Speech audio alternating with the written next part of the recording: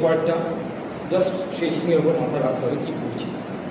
Stretching, just hold straight down করা যাবে সামনে ইজি। এইটাকে সাইড ফোর স্ট্রেট লাইন, আবার এটা সামনে সাইড স্ট্রেট,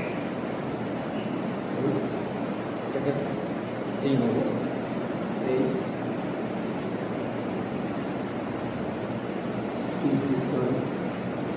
মাস ফুল স্ট্রেট টায়ার স্ট্রেট থাকবে।